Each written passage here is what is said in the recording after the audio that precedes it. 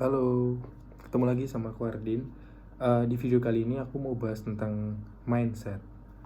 Betapa pentingnya mindset yang baik, yang membangun untuk mempermudah proses kita dalam berbisnis ataupun di dalam karir dan juga dalam hidup kita. Dalam video singkat ini, aku ingin memberikan beberapa hasil dari apa yang aku baca dan juga aku dengar dari beberapa literasi. Yang pertama, mindset itu dibagi jadi dua. Ada fixed mindset dan juga growth mindset. Nah, perbedaannya adalah jika fixed mindset, terkadang itu orang-orang atau bahasa kekiniannya adalah close minded. Lalu yang berikutnya growth mindset itu orangnya open minded. Nah, fixed mindset ini kalau boleh dicontohkan adalah terkadang banyak orang yang menjudge dirinya sendiri atau menjudge orang lain. Misal, aku tuh nggak punya basic public speaking, jadi buat apa aku melakukan public speaking? Buat apa aku seperti ini? Karena aku emang nggak punya bakat. Nah, dengan dia menjudge dirinya dia tidak bisa, otomatis ya dia tidak akan pernah bisa, kayak gitu. Perbedaannya kalau growth mindset, orangnya pasti punya pemikiran gini, aku memang nggak punya basic public speaking, tapi I want to learn untuk bisa public speaking karena saya merasa public speaking akan bisa mengantarkan hidup saya lebih baik dari sebelumnya. Itu growth mindset. Jadi aku akan ulik beberapa dari buku yang aku baca yang judulnya adalah The Power of Habit, mengapa kita melakukan apa yang kita lakukan dalam hidup dan bisnis. Ini penting buat teman-teman semuanya, terutama pegiat bisnis, wira swasta, wirausaha muda, dan juga teman-teman yang lagi ngejar karir. Karena mindset yang baik adalah kita saat ingin selalu belajar, ingin selalu mencoba hal baru, dan ingin menantang diri kita lebih dari sebelumnya. Dengan cara apa? Menurut saya dan menurut Charles Duhigg, yang pertama kita harus ciptakan kebiasaan yang baik. Kita harus berusaha shifting dari zona nyaman kebiasaan-kebiasaan yang kurang efektif.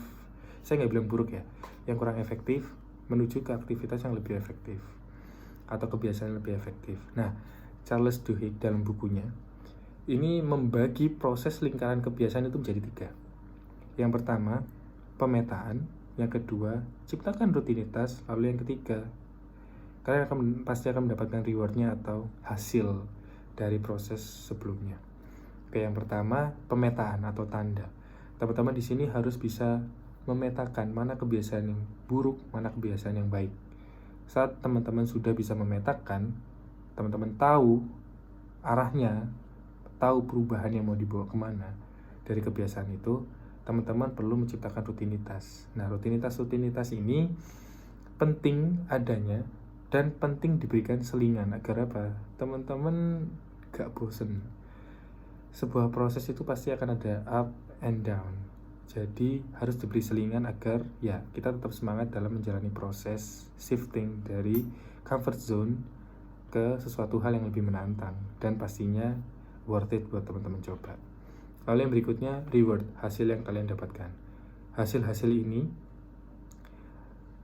kalian harus bisa rasakan dan teman-teman harus haus akan hal itu.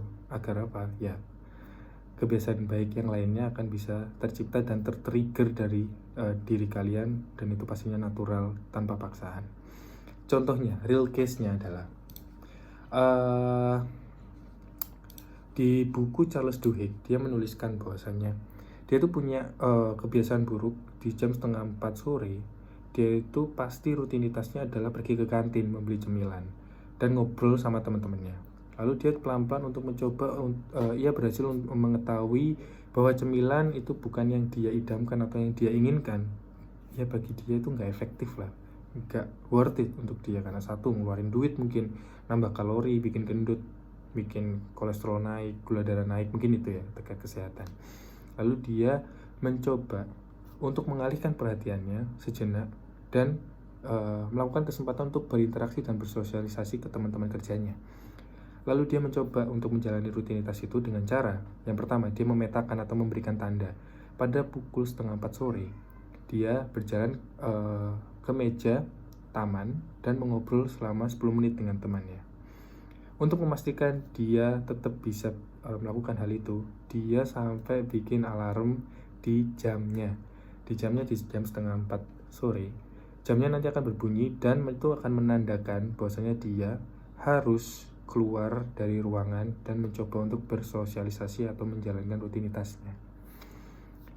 Lalu yang berikutnya ternyata pasti akan ada kegagalan dari proses itu pasti. Secara nggak langsung tanpa dia sadari, alaminya badannya ini mengarahkan dia ke kantin dan dia akhirnya memakan biskuit.